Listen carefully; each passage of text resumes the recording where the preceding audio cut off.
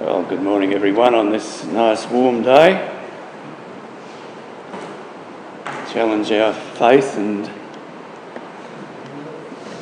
determination.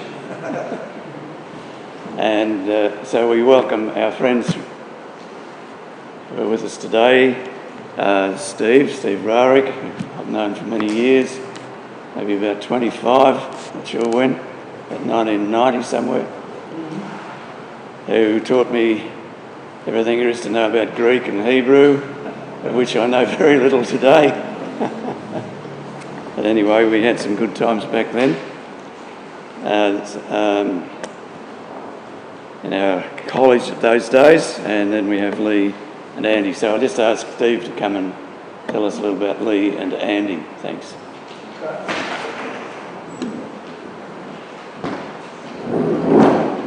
Well, good day. Oh, it's a scary day. It's going to be 40 degrees outside. You all ready for that? No, you never can get ready for it. Well, yes, I was. Those of you who do know me and remember me, we came to Australia 25 years ago to start Trinity, what is Trinity now. And that was my first career until '97 when it's all up and running, and God said, all right, now I want you to plant churches. I said, I don't know anything about planting churches. I parse Hebrew verbs and teach people who then promptly forget it. Apparently. But essentially what God's doing is God's awakening a church planting movement within our denomination. And we're partnering with the Presbyterian Church in America through Mission to the World. And I direct those operations in Western Australia now, instead of parsing Hebrew verbs and torturing theological students. So church planting is really starting new congregations. And Lee and Andy. Lee is a church planter who was just approved as a teaching elder yesterday. Can you tell? He's still sweating a little bit from that. So he's fair income, a member of the WPC. And Andy, who is something we call a liturgist. He leads worship, crafts worship. So that's very important for the way people today connect with God when they come into a service.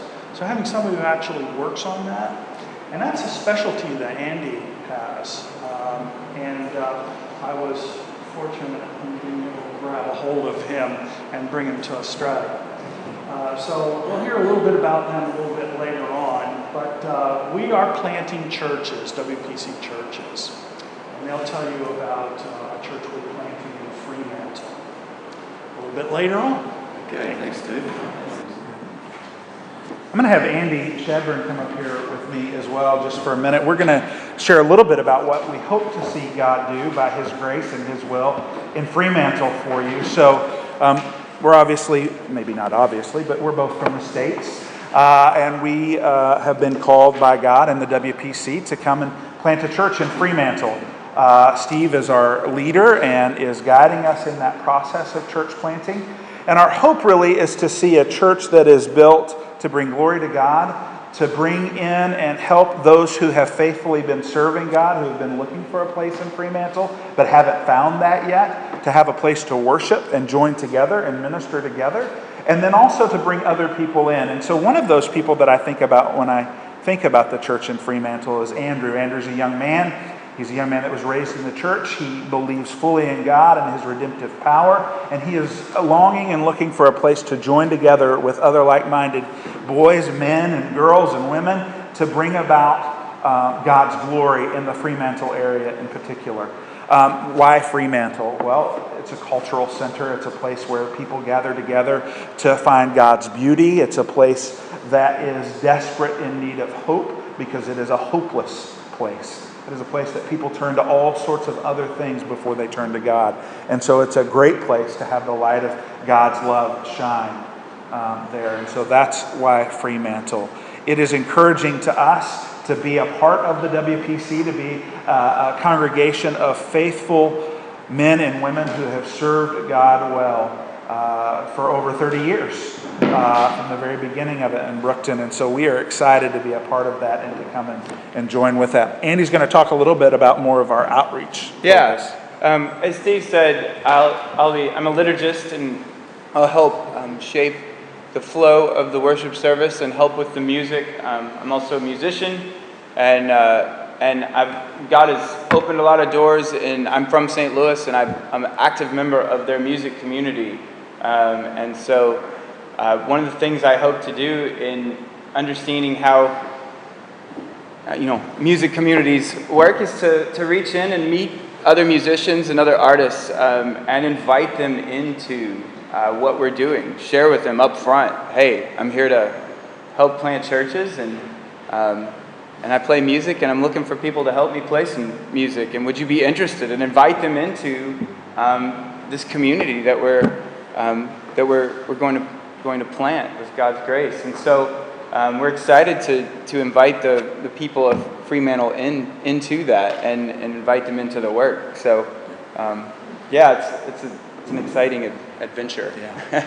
So not only do we want to plant just one church, as Steve said earlier, WPC is about planting churches. And so we hope that the church that we plant will be a place where we can also raise up more church planters, people who will go out to other areas of Perth, other parts of Western Australia, and in fact all of Australia, to the world, that there will be a movement of churches that come out of not just the church in Fremantle, but all of the WPC churches, as we see God drawing men to receive the call of ministry and move in that direction. So we covet your prayers. We long for those.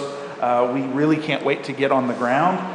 In St. Louis, I think this morning it was probably 15 or 20 degrees, maybe a heat wave. Negative three here. Yeah, -3 here. So that's one reason why we're happy about the call that we received in Australia as well. But it's the people of the WPC that have put a light in our eyes and an understanding of the faithful lives you have been living. And we can't wait to get on the ground and put our shoulder to the plow with you all as well.